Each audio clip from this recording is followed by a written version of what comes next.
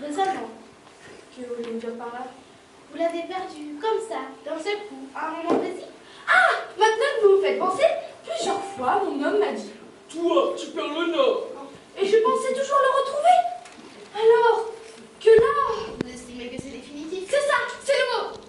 Définitif. J'ai définitivement perdu le nord. C'est grave. C'est selon. Alors, ce que je vous propose, c'est de constituer un petit dossier. D'accord? Alors, votre métier. Vendez même. Mon métier, ça, du solide. Où ça? Ben, un peu partout, vous les acheter.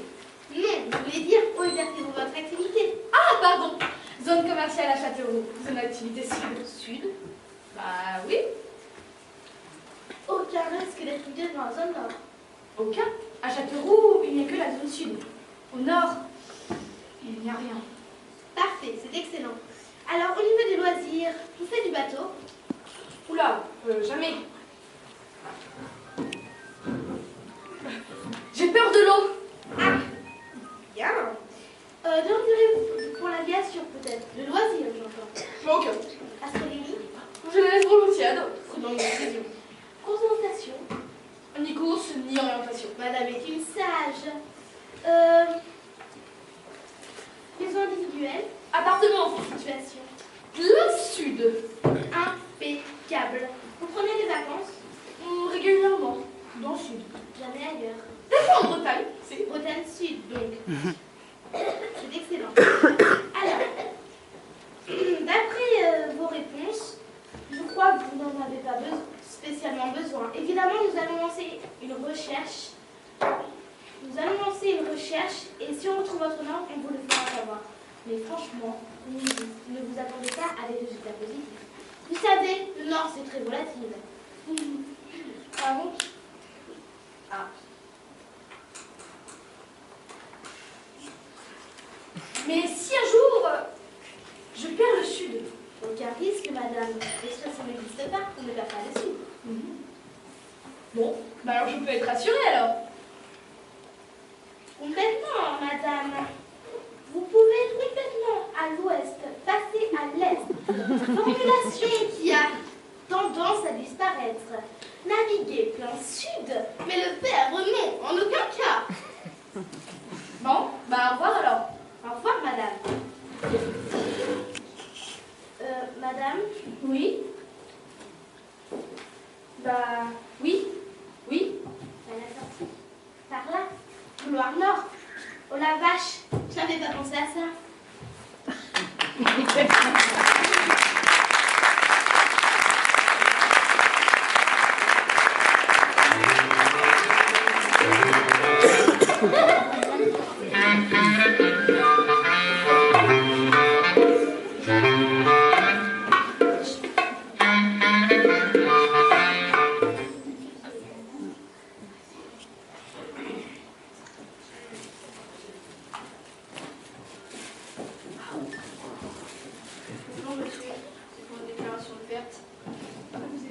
J'ai perdu mes illusions.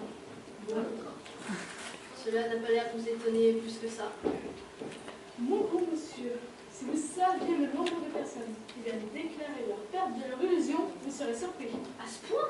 C'est comme je vous l'ai dit, votre cas n'est pas unique. Bien même, désolé de vous apprendre, une course avant de l'arrêter. Rien d'exceptionnel, ne vous faites pas des yeux. Aucun risque ou aucune chance. C'est selon. Je les ai perdus. Je ne peux plus m'en faire. De quoi? Bah des illusions. Enfin, Oui, vous voulez maintenir votre déclaration de perte? on a une chance de les retrouver. D'abord, si quelqu'un veut les retrouver, c'est faux! Et personne. Ensuite, on retrouve rarement ces illusions. Pratiquement jamais. Je n'insiste pas, je vous ai fait perdre votre temps. Je suis là. Quand même, en venant ici, je me rends bien compte que je m'en faisais encore. Bah, des illusions. Au revoir.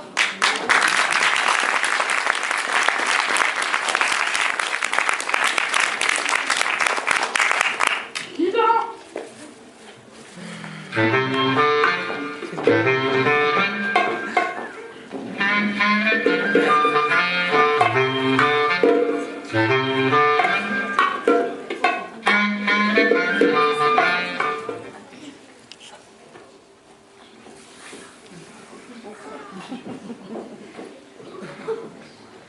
Bonjour.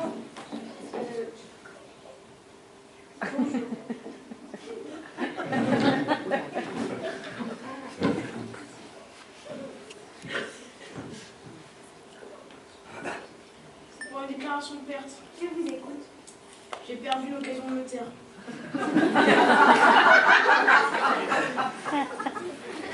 Racontez-moi les circonstances. Bah, je me suis fait arrêter par la gendarmerie après avoir grillé un feu rouge. J'avais dans la chose. Et j'ai affirmé aux gendarmes que j'ai pas vu changement de couleur. Moyen de défense habituel.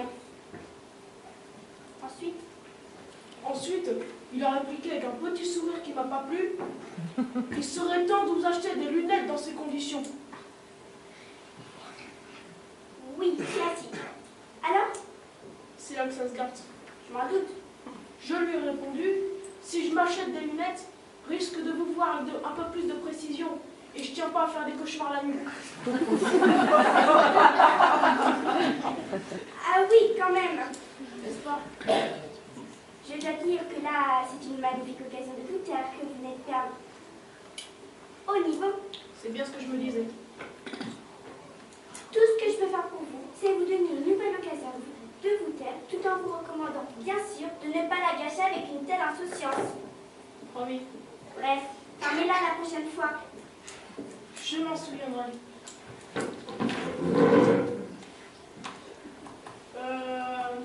Je crains d'avoir perdu quelques points de permis dans l'affaire. Désolée, dans ce domaine-là, je ne peux rien faire pour vous. Mais bon sang, ça va quoi alors? Si c'est pour vous engraisser sur d'autres contribuables, c'est réussi. Par contre, si c'est pour faire de la décoration de la tronche que vous avez, c'est raté. Vous venez de la perdre. Pardon? L'occasion toute neuve que j'ai venue de vous donner, envolée, et je ne l'ai plus en stock. Mince, je suis encore craqué. Oui, récidiviste et Madame Boucher. Allez, filez avant que je ne perde patience.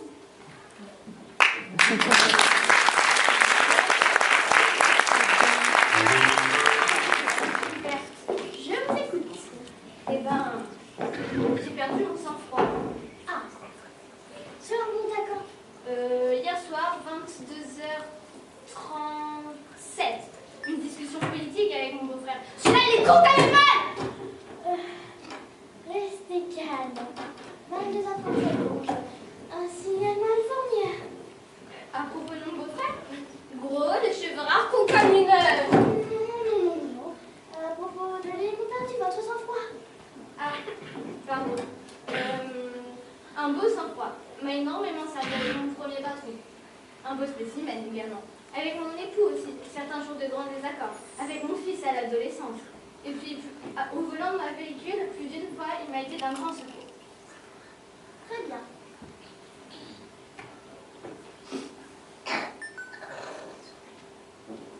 Procédons à un test. Vous savez quoi? Non, mais vous allez me le dire? J'en ai strictement rien à faire de votre sang-froid. Et de vous en général. Vous pouvez me répéter ça calmement? Mais avec plaisir. Et je peux même rajouter que quand on voit votre ton, je dis que votre beau-frère n'a peut-être pas tort. Parce que des abrutis de votre espèce n'opposent pas tous les coins de rue. Vous m'insultez là? Oui, et ça fait drôlement du bien. Parfait. Alors je vais simplement me permettre de vous demander votre nom et je vais immédiatement référer à votre supérieur. Ça ne sera pas nécessaire, chère madame. Ma petite expérience est positive et je suis très heureuse de vous annoncer que vous n'avez pas perdu votre sang-froid. Ou alors, vous l'avez perdu face à votre beau-frère et vous venez de le retrouver car vous êtes resté calme et courtois alors que je vous insultais. Félicitations. C'est ma foi vrai. Astucieux votre petit stratagème. Merci, c'est la meilleure manière de prouver aux gens qui sont toujours capables de retrouver leur sang-froid tout seuls. Je me souviendrai de la leçon. Oui, un conseil, évitez les discussions politiques avec votre beau-frère. Vu le sang-froid que vous avez, s'il vous l'a fait perdre, c'est jusqu'ici la trivialité de l'expression, et comme vous l'avez vous-même employé, je m'y autorise, c'est sûrement un sale con.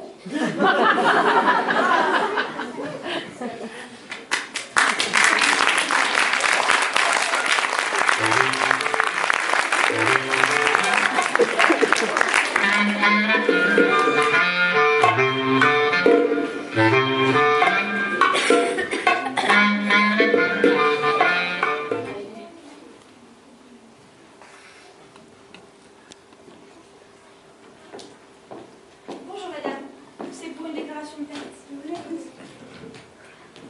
J'ai perdu le sens commun. Qui vous a dit ça? Mon patron, monsieur Rambert. Je travaille au service comptabilité d'une grosse boîte d'électroménager. Et mon patron, monsieur Rambert, m'a dit comme ça. Boussico, c'est mon nom, Boussico.